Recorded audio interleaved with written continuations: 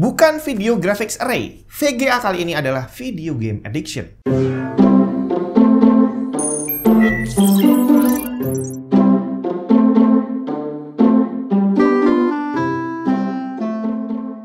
Ini bukan nama yang saya buat sendiri. VGA, Video Game Addiction. Ini adalah definisi resmi yang juga punya sebutan lain. Ada yang nyebutnya sebagai Internet Gaming Disorder, ada yang nyebut sebagai Gaming Disorder. Dimana kelainan ini, jadi ini semacam penyakit gitu ya. Jadi penyakit ini ternyata memang ada dan sudah diakui WHO dengan nama Gaming Disorder. Definisi Gaming Disorder tercantum pada revisi ke-11 International Classification Disease atau ICD-11. Dinyatakan sebagai sebuah pola kebiasaan bermain game yang ditandai dengan ketidakmampuan dalam mengontrol kegiatan gaming, membuat gaming menjadi prioritas utama dibanding kegiatan lain yang berlanjut pada kehilangan minat pada kegiatan lain selain ngegame, dan semakin lama semakin parah. Sebenarnya gejala kayak gini udah sejak lama saya perhatikan ada, bahkan zaman dulu nih, zaman saya masih kuliah itu sempat saya berpikiran apakah saya ini termasuk orang yang kecanduan game atau enggak. Soalnya saya bener-bener menghabiskan sebagian besar waktu saya main game baik di rumah maupun di warnet. Bahkan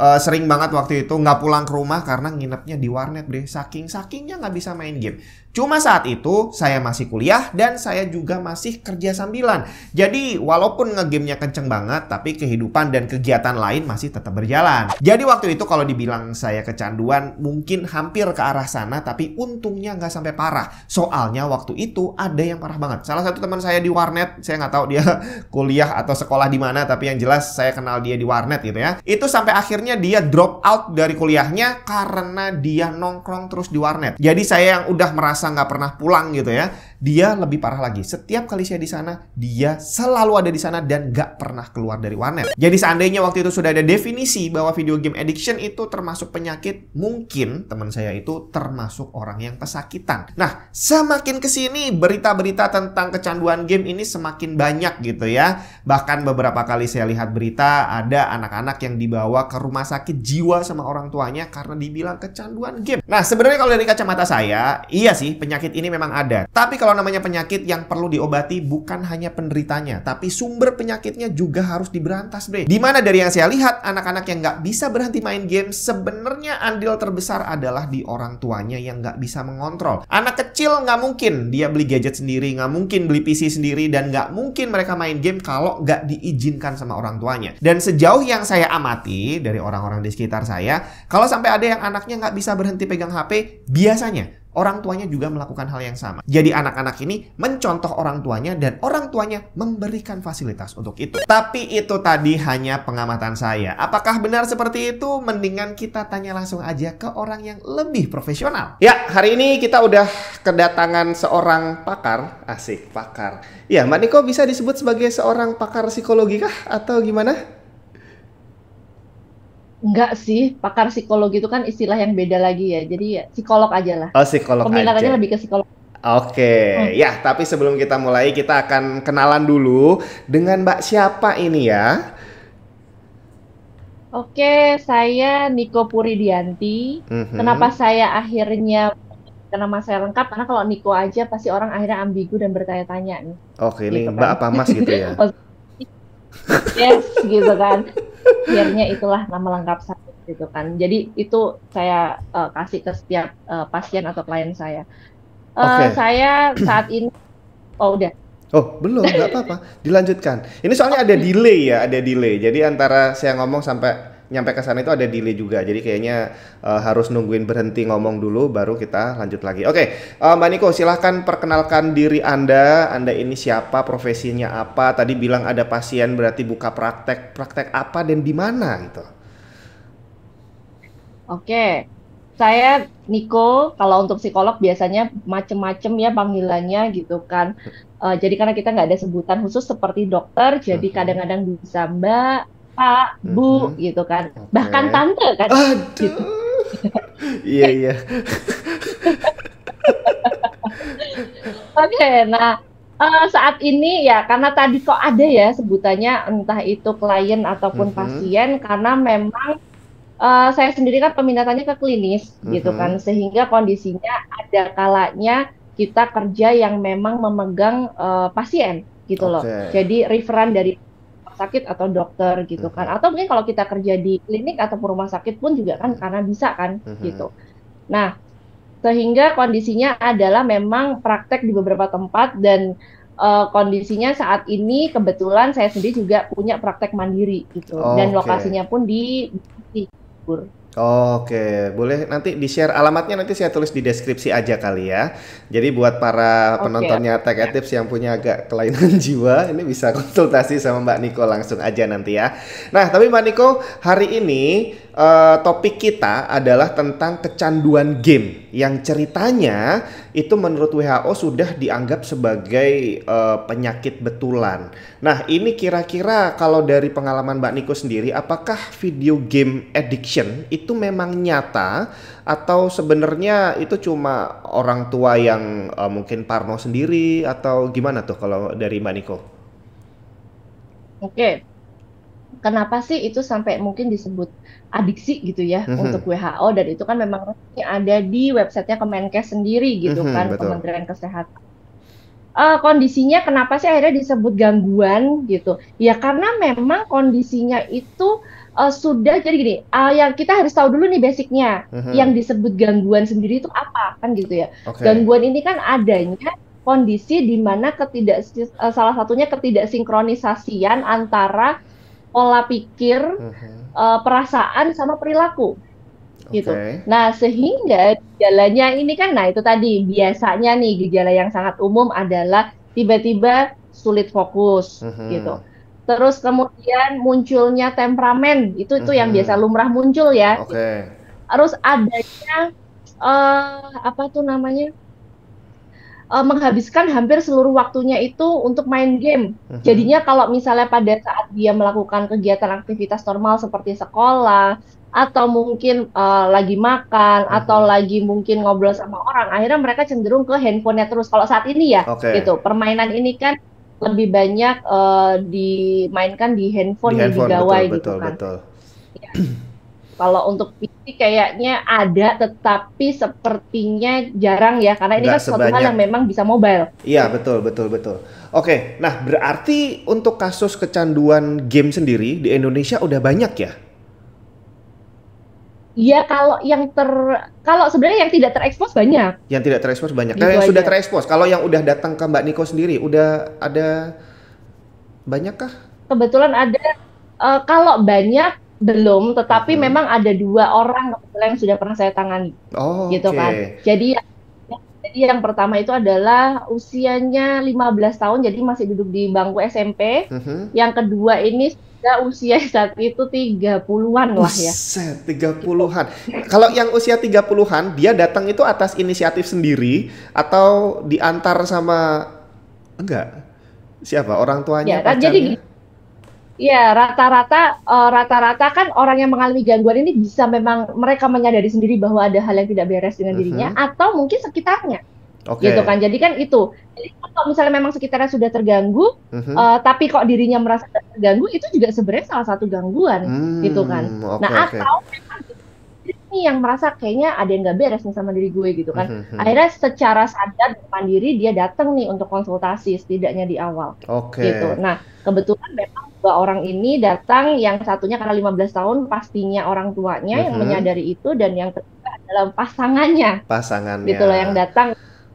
Gitu, karena memang sudah saat itu.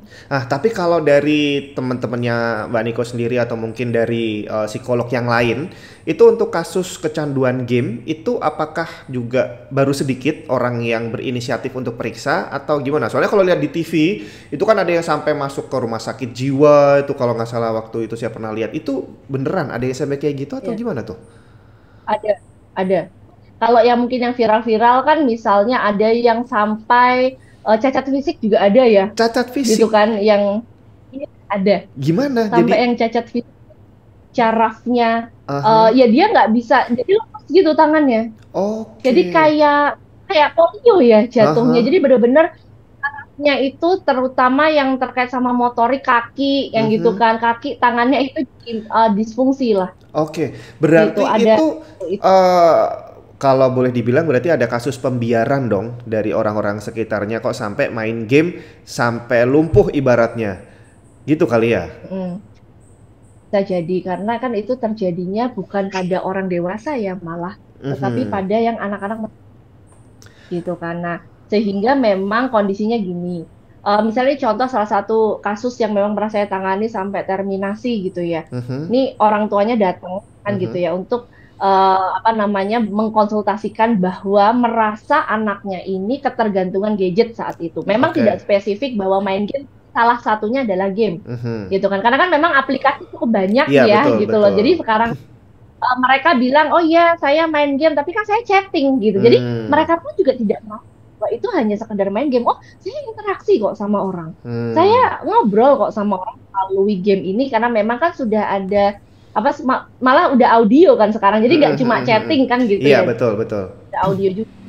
Nah, ini kan mereka merasa bahwa oh kita nggak lari dari situasi kok. Kita Hmm. nggak bukan kita nggak kita punya teman di Mhm. komunitas itu Iya, betul. kan gitu. Oke. Nah, sehingga kondisinya adalah si anak ini dibawa ke saya, terus awalnya oh ya udah oke kita kan konseling dulu lah ya gitu, Mhm. menginterview dulu nih baik dari si mamahnya maupun anaknya gitu. Ya udah kita tes segala macam, kita asesmen dulu karena kan itu tadi kita harus tahu dulu nih minimal basicnya tingkat intelijensinya di mana gitu Oke. kan. Berarti kalau misalnya mungkin oh dia bisa nggak ya untuk mengolah informasi ini, apa Mhm. yang dia dapat dari informasi, bagaimana cara dia mengolahnya segala macam. Mhm. Asesmen itu kan fungsinya untuk itu juga. Sampai akhirnya di kondisi internal keluarganya Mhm. gitu. Jadi bagaimana ya lingkungan keluarganya itu terbentuk kok sampai itu tadi, kok sampai ya Kok si anak sampai ini punya terjadi? waktu yang jauh banyak. Iya iya Iya, iya iya. gitu kan kita tahu juga nih gitu. Ibarat kata kalau dokter kita kan batuk pilek aja kadang-kadang harus tahu ini virus atau bakteri. Mhm mhm mhm Intinya mhm. gitu. Iya. Kita pun juga sebenarnya seperti itu mencari sumbernya. Kalau yang ditangani sama Mbak Niko itu tingkat keparahannya seperti apa? Anaknya tuh sampai ngapain gitu kok sampai diperiksain sama orang tuanya? Jadi sudah ada pembangkangan kan gitu. Mhm. Ada itu tadi temperamen. Salah satunya Oke. kan efek ya, jadi akhirnya Mhm. cenderung membangkang orang tua, Mhm. melawan, Mhm. malah bangun apa kalau bangun pagi itu jadi males gitu kan karena Hmm. mereka main itu kan otomatis untuk usia-usia 15 tahun ke atas itu kan Mhm. orang tua cenderung akhirnya berpikir bisa kok anakku mengendalikan Iya iya ini iya kan iya. gitu ya Betul ada betul ada. kamu gede loh kamu sudah dewasa loh dianggapnya gitu Aha. loh akhirnya dianggap bisa mengkontrol itu sendiri ternyata kan tidak semuanya bisa Oke. gitu kan akhirnya online sampai jam 2 pagi, sampai Hmm. jam 3 pagi. Nah, itu kan berat dong Iya, bangunnya buat besok. betul Apalagi anak betul. sekolah sekarang kan masuk jam 7 setengah Mhm 7 mhm mhm. gitu. Nah, akhirnya merosotlah prestasi belajarnya gitu. Akhirnya kan Oke. kemana-mana. Terus terapinya gimana waktu itu? Nah, kebetulan kan si klien ini sebelumnya juga sudah diajak ke psikiater. Karena Mhm. memang kalau untuk, tapi saya nggak tahu spesifiknya di Tunggu, apa tahan dulu, namanya tahan dulu. bagaimana. Tahan dulu. Bedanya psikiater sama psikolog apa? Oke, sebenarnya kondisi kita itu sama, Mhm. menangani masalah gangguan jiwa. Tetapi Mhm. psikiater itu boleh mengeluarkan obat dan psikolog itu tidak bisa mengeluarkan obat. Oke, Gitu. Jadi berarti mereka farmakologi, kita mhm. psikoterapi, walaupun psikiater pun bisa melakukan psikoterapi. Oke, kembali ke tadi pasien yang ke psikiater dulu berarti dia dikasih obat. Udah pernah dikasih obat? Yes, udah Oke. gitu loh. Dengan diagnosa itu tadi Mhm. adiksi game Kalau adiksi gitu. obatnya obat apa? Obat buat lupa atau obat buat gimana ini? Kan mereka kan ini orang-orang yang punya adiksi itu kan cenderung cemas, Aha. sehingga lebih tenang, terus Oke. membedah tidur yang tadi bermasalah. Mhm. Otomatis kan mereka terbiasa tidur jam 3 pagi, disuruh tidur Mhm. jam 8 malam bisa nggak? Nggak Bisa bisa. kan? Oke oke oke. Gitu loh. Ya kan ini ada obat-obat semacam obat tidur gitu loh Mhm. untuk dia bisa tidur tepat waktu. Sebenarnya lebih ke sana arahnya Oke. gitu loh. Nah, akhirnya sempatlah anak ini mengkonsumsi obat kurang lebih selama 1 bulan waktu itu informasi dari mamahnya gitu kan. Mhm. Dan juga terapi setrum kalau nggak salah. Setrum. Tunggu, Yes. tunggu. Ini kok kayaknya bayanginnya langsung kayak zaman tahun zaman dulu tahun Iya. 1900. Setrum apanya? Diapain? Maksudnya dikasih Eh, Iya, jadi di dekat sininya itu ya Aha, mungkin spesifikasi menurut informasi anaknya nih gitu ya. Jadi aha. dipasang sesuatu dan nanti itu disetrum dan dia merasa bahwa bola matanya itu kayak udah mau keluar Buset. gitu. Gila. Nah, tapi spesifiknya untuk apa kan itu lebih ke psikiater Iya, karena iya, itu sudah iya. medis ya. Iya, iya, betul, betul, betul. Oke. Wah, wah, ini saya baru Anak baru tahu nih. Saya pikir tuh kalau masalah kecanduan game kayak gini mungkin hanya sekedar terapi terus mengalihkan kegiatan. Ternyata ada sampai disetrum segala ya. Berarti ada kemungkinan hmm, eh identifikasinya kerusakan otak atau gimana? jadi gini, adiksi itu kan pada dasarnya itu kan pembelajaran ya. Mereka Mhm. itu kan bukan terus dari lahir terus teradiksi Iya, kan iya, tidak. betul. Jadi belajar Mhm. sebenarnya kan Mhm. kebiasaan yang mereka pelajari dari sedikit sedikit sedikit akhirnya itu tadi, oh kayaknya nyaman ya sekarang 1 jam, sebenarnya hampir sama seperti narkoba Mhm. gitu loh. Oke. Sama seperti kalau di kita Mhm. itu kan adiksi itu kan terbagi dua, adiksi karena obat sama masih gambling disorder kalau di Mhm. kamusnya kami Oke. gitu kan di FF. Nah, sehingga ini kan kondisinya pada dasarnya kan polanya hampir sama dan Mhm. gejalanya pun juga sama, tetapi kan hanya bedanya apa namanya istilahnya objeknya lah ya, Mhm. gitu loh yang berbeda. Nah, sehingga kan ini kondisinya adalah karena behavior, Mhm. ya itu kan juga membentuk si saraf ini untuk belajar, memola. Oke. Tuh. Jadi biar dikasih shock gitu syarafnya ya, biar normal lagi gitu. Nah, jadi kayak Iya, iya, iya. betul, jadi kayak semacam Oke. ya. Nah, kalau zaman dulu kan ada misalnya apa namanya kalau misalnya kamu megang ini salah kesetrum, oh ya kamu tahu bahwa megang ini nggak bener, Bener. ya udah kita Aha. setrum. Akhirnya kan setiap kita mau megang, oh ya Oh, iya, iya, ini iya, iya, iya.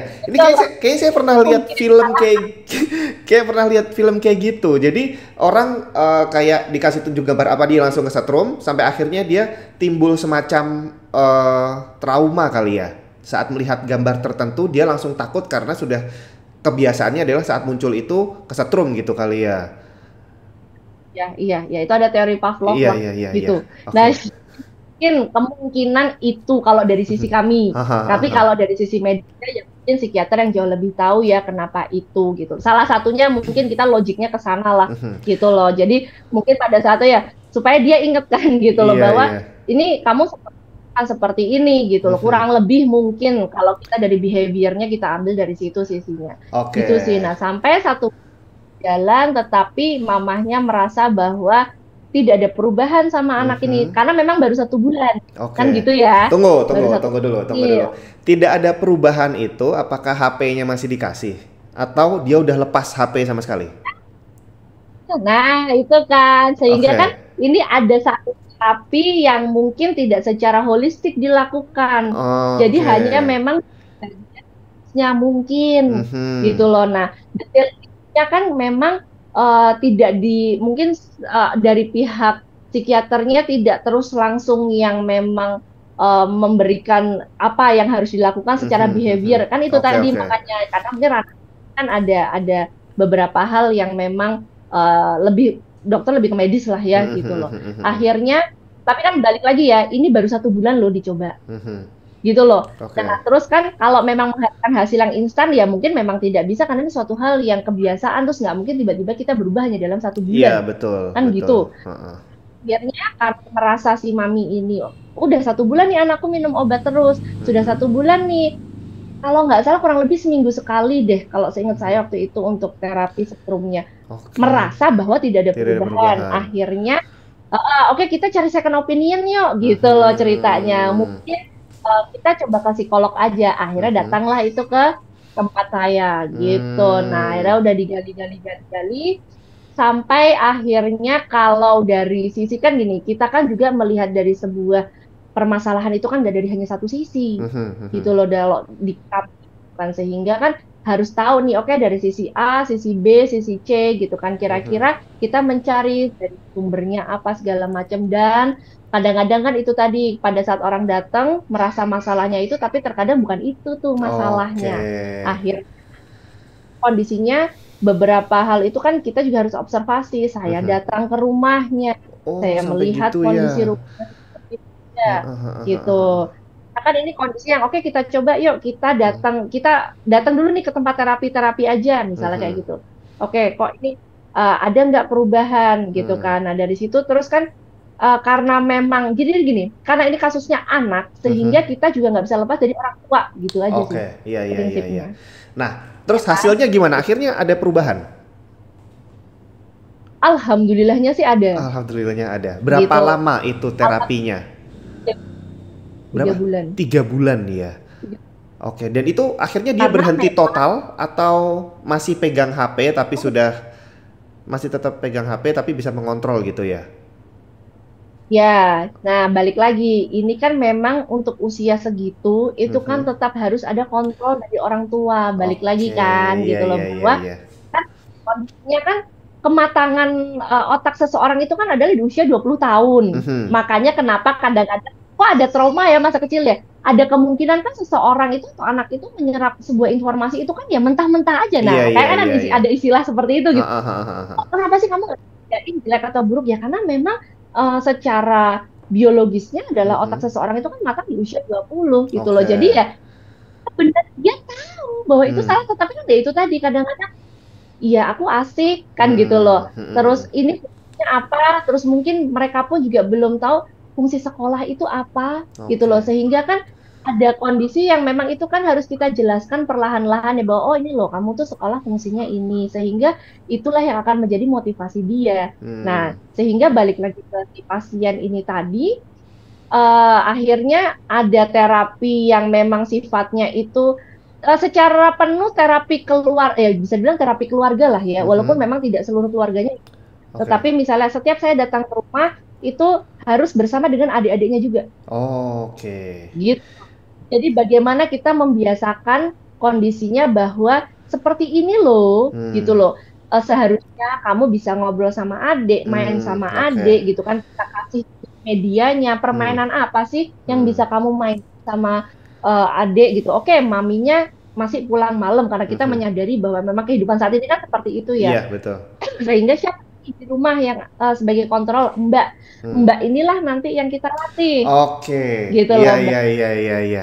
Ya, paham, paham. Ya, Berarti jadi semua orang yang ada di sekitar pasien ini punya andil betul. untuk membuat seseorang itu sembuh atau membuat mereka jadi tambah parah gitu ya. Betul, betul. Oke. Gitu. Nah, berarti kalau gitu, apakah artinya video game itu tidak bisa disalahkan sepenuhnya? Kalau dibilang video game itu salah ya, memang em, tidak bisa kita salahkan secara penuh ya. Mhm. Karena kan namanya yang menjalankan itu kan kita. Dan Oke. pada dasarnya kan manusia itu masih bisa memilih, Hmm. mau memilih ambil, ya ambil, gitu kan. Oke. Nah, cuma itu tadi istilahnya sesuatu hal yang berlebihan itu kan memang tidak baik, Mhm. gitu loh. Hal baik pun yang terlalu berkasarannya gitu Iya, loh. iya, betul, Gitu betul, kan betul. hal baik terlalu berlebihan juga tidak baik gitu kan. Air Mhm. minum bagus nggak? Air putih bagus. Tapi kalau kita juga mengkonsumsi itu secara berlebihan kan juga Iya, betul, nggak betul. baik. Oke, jadi dia hanya sekedar kegiatan sebagaimana kegiatan yang lain, tinggal kalau kita nggak bisa ngontrol ya akhirnya akan berujung buruk gitu ya. Nah, selanjutnya nih, apakah kira-kira perlu ada intervensi dari pemerintah? Soalnya kan pernah sempat ada tuh muncul di berita beberapa game mau diblokir karena menimbulkan kekerasan, memicu anak-anak itu jadi lebih violent gitulah. Kira-kira gimana menurut Mbak Niko? Apakah perlu hal itu dilakukan? Kalau memang itu menjadi isu, ya sebenarnya sih nggak ada salahnya ya gitu loh Oke. dari pemerintah. Atau memang kita batasi misalnya untuk usia-usia tertentu. Makanya kan sebenarnya media sosial sekarang itu kan sudah ada batasnya ya. Mhm. Pada saat kita eh, apa bukan login, apa itu kan sudah ada tanggal lahir, tahun Mhm. lahir di mana kalau Oh memang terlalu iya. muda otomatis terblokir. Iya, Tapi betul, kan ya betul. namanya anak sekarang udah jauh lebih Iya, canggih ya daripada benar, kita benar, gitu loh. benar, benar. Dan orang tuanya sudah login duluan sehingga Mhm. sudah memberikan fasilitas itu ke anaknya ya. itu kan gitu loh. Iya, iya. Nggak bisa juga. Maksudnya seberapapun kita batasi, tapi kan manusia itu juga punya akal ya untuk apa namanya, eh, apa sih itu istilahnya? Pokoknya gitu deh, Iya, gitu benar-benar. loh. Jadi lebih efektif untuk kita bisa kayak tadi yang Mbak Niko lakukan, bukan hanya menterapi pasiennya, tapi juga orang-orang di sekelilingnya. Jadi akan lebih efektif daripada pemerintah blokir-blokir nggak jelas. Lebih baik kita solid aja dari dalam untuk mencegah hal itu terjadi di keluarga kita gitu kali ya. Betul, betul, betul. Karena Oke. emang peran peran keluarga itu apa namanya sangat penting sih dalam hal ini, terutama yang sifatnya adiksi gitu loh. Karena kan kadang-kadang itu tadi orang bengong-bengong nggak tahu mau ngapain, nah gitu loh. Akhirnya kemana lagi kan sekarang kalau nggak ke handphone Iya, gitu betul, kan. betul. Nah makanya kan ya walaupun 1 hari 1 jam gitu kan, nah itu kan penting nih kalau buat kita orang tua itu kadang ya udahlah kita ngajak sharing atau sebelum tidur gitu kan, karena kan kondisi itu tadi pada saat anak sudah merasa tidak diperhatikan gitu kan, otomatis tiba-tiba muncullah rasa tidak berarti gitu kan, dia mencarilah perhatian itu di mana, di tempat lain yang mungkin saat ini salah Oke. satunya adalah game atau Game media itu sosial. ya. Oke. Hmm. Baiklah, sudah cukup jelas sekali ini bahwa ternyata ya kita nggak bisa bilang bahwa video game yang salah karena sebenarnya akhirnya kembali lagi ke kita karena tadi barang yang baik sekalipun kalau berlebihan juga pasti akan jadi buruk, intinya di situ kali ya. Oke, Hmm. terima kasih banyak Mbak Niko ya. Semoga ini bisa membuka wawasan teman-teman juga bahwa memang hal ini terjadi. Video game menjadi addiction itu sudah dinyatakan resmi sebagai penyakit berarti ya, baik dari WHO maupun dari Hmm. Kementerian Kesehatan ya. Ya, Iya, oke, karena betul. ada di website kan. Oh iya, nanti saya coba lihat deh ya. Dan terapinya bisa sampai disetrum kepalanya gitu ya kalau sampai kena ya. Iya, soalnya di salah satu rumah sakit di Jakarta itu memang mereka sudah punya tim khusus untuk menangani adiksi game. Oke, khusus untuk adiksi game ya. Iya. Iya, kalau mau searching kan itu bisa bisa dicari juga sih gitu. Oke, kalau Gitu. Jadi gitu. kalau memang dianggap sudah merasa butuh bantuan ya. Di cover BPJS nggak ya? Nah, harusnya sih iya kan itu dokter ya. Oh gitu ya. Kalau Oke, kita oke, oke. iya, dokter Tapi cover kalau dokter. tapi kalau minta rujukan ke ke klinik itu emang bisa ya untuk penyakit jiwa gitu ya? Ah, kalau sejauh ini psikiater tuh di cover, Oh di cover psikolog ya? yang tidak. Oh psikolog yang tidak. Oke. Ya, Oh karena tadi dia gitu. terhitung medis ya. Iya, karena kan sudah pasti medis kan Ah, ah, mereka. ah, ah, ah, ah. Gitu. Jelas tindakannya gitu kan. Atau mungkin ada yang sifatnya itu tadi obat mungkin suntik gitu. Ah, Jadi ah. mereka jelas. Kalau psikolog ada yang di cover, ada yang tidak. Tapi kebanyakan saat ini sepertinya sih belum. Oke, ya udah nggak apa-apa. Semoga aja tapi tidak semakin banyak orang yang gila karena video game. Soalnya saya sebagai penggiat teknologi, ini saya jadi kayak ditanyain sama orang-orang juga gara-gara lu nih anakku kecanduan game katanya.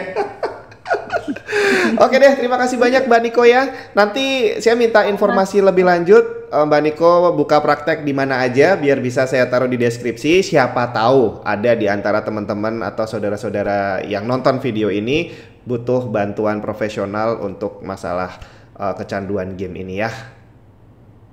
Oke, siap Mas Jun.